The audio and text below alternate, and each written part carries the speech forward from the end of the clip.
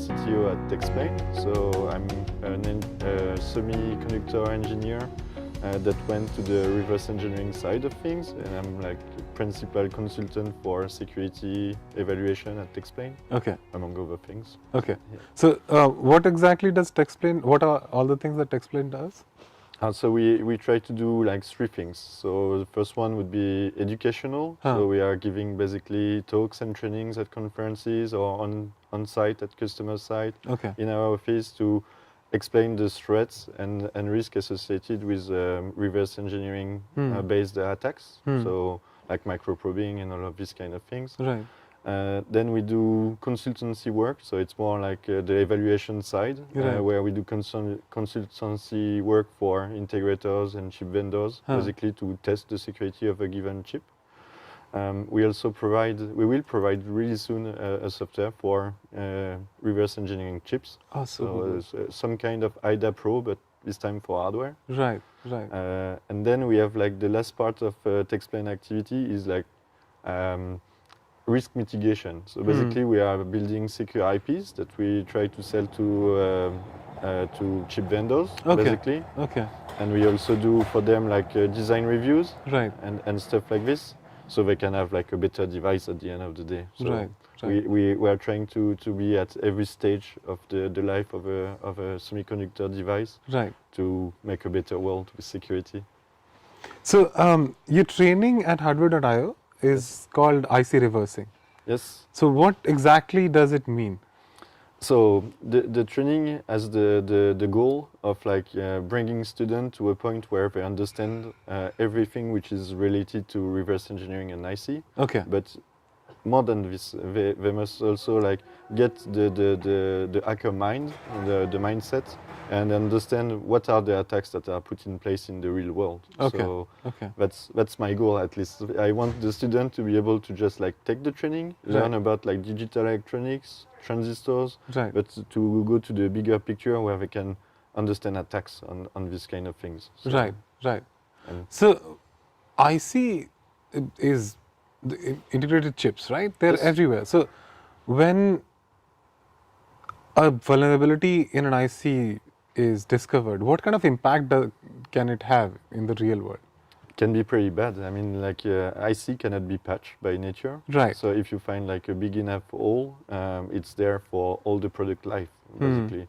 So pirates are well aware of that, and they are trying most of the time to extract firmware from given products. Right. Can be a wide range of products, and from this try to I don't know, do counterfeits or do off-branded products or do piracy, for control access system, or take control over like key fobs and stuff like this. I mean, it's endless. So we are just like looking at the chips, but then the applications are just like, I don't know, I cannot cite them all. It's a lot. And your training, can you give me a brief outline of the entire course?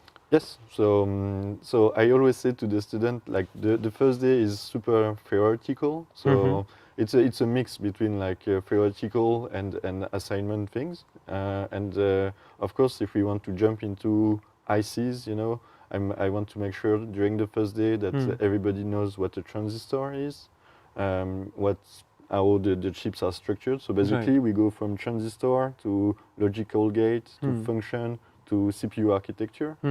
And when we reach that stage, then we add the attack part. Right. Okay, so now that we know all of this and we know how to extract, to read, to interpret, how do we attack such a thing? Okay, and that's what we do. There's a mini game and so on. It's pretty fun. Okay.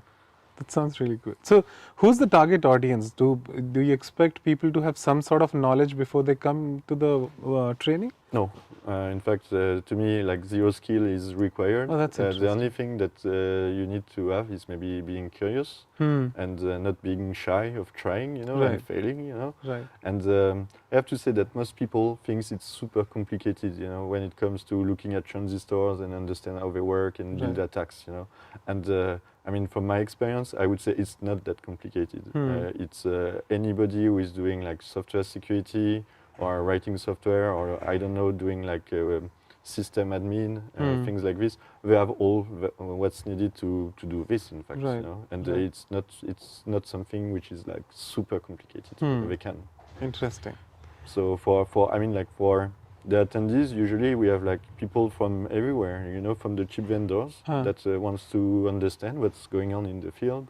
The integrators are coming there because they are the one who has the product in the field. So when there's an attack, they are the one that are blamed, first of all, and they are the one who have to react. So they come to the training to mainly understand what's going on. Right. And then we have like LEAs a lot, law enforcement agencies, because they want to extract your iPhone or something. Of course. And they want to understand how those kind of attacks can give them access to the internal of a system. Right. But and then we have university students, everything. So it's a broad range of people, and it makes it cool. Right. So I wanted to ask you something else. You've been part of the Hardware.io conference almost since the first time. Yes. This is the fourth one. Yes. So you've seen the conference grow, change. Oh, yes. What's been your impressions? How do you feel about the conference? I feel super great. I feel super lucky, to be honest, to be here again. Fourth time I'm here. It's some kind of achievement.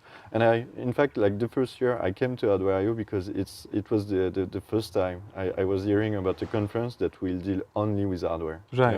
And I'm like, okay, I have to go there. That was the point. So I jumped on the opportunity and came. It was great, And then I saw like, the conference is much bigger now, and.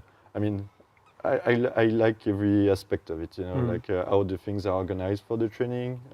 People can really meet easily, speak easily. The atmosphere is super cool. Right. The organization is flawless. It's super nice. And so I would say that I find more integrators than chip vendors in the room. But to me, they are my main target anyway. So it's good. Overall it's super nice to be there and to be able to interact with all those guys. So that's really nice too. Yeah. So one final question. All right. If you have to choose one memory of all the conferences and Hardware.io editions that you have attended, during the conference, during the training, or during the drinks, it doesn't have to be an appropriate memory. Which one would you choose? That's a super tough question. I don't know. I don't know. That's I don't know.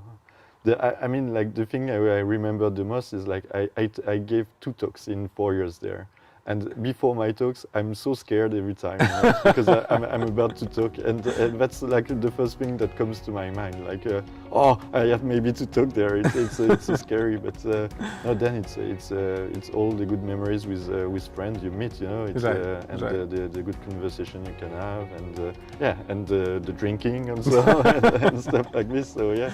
No, it's really cool. I don't know. It's that's fine. too tough for me. Thank you. Thank you so much. You're welcome.